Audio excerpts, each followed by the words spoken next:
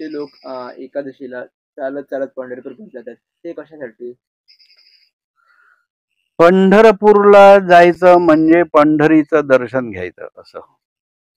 नेमकं काय आहे पंढरीचं दर्शन? म्हणजे चंद्रभागा नदी आहे, तिथे आंघोळ करण्यासाठी त्या दिवशी उपवास करणं. सगळं काय ते तुमचा उपवास करून त्या दिवशी सोडा. म्हणजे शरीराला हे आणा, हलकेपणा आणा. जड असतंय शरीर, ते हलकं तिथं होतं, अशी एक कल्पना. आणि तिथे पायरीवर नामदेवाची पायरी म्हणून आहे.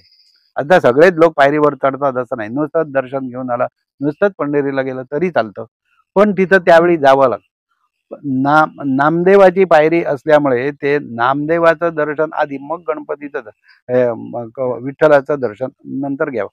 तर त्यानं तेवढंच त्याच्याकडे मागितलेलं होतं, म्हणून तो पायरी त्याची आहे, तिथं ते दर्शन घेतलं. पायरीवर तू पाय ठेवला तरी चालतो, पण दर्शन घेण्यासाठी जाताना आधी ती पायरी उल्लंघन करायला हवं. आणि जायचं गाजत, म्हणजे विठ्ठलाचं नाव घेऊनच जायचं असतं. त्यांच्या शरीरावर तुझा परिणाम केवढे चांगले होतात.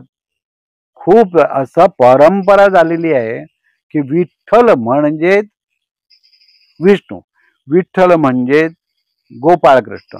विठ्ठल हे सगळं पुराण वाचलं किंवा आपण जे काय करतो ना, ते म्हणजे तो पालकच आहे. त्याचं दर्शन कधीतरी घ्यावं लागतं. ते ठराविक ही सांगितलेले. पावसात भिजत चला, त्याच्या नावाचं स्मरण करा, त्याचं पूजन करा.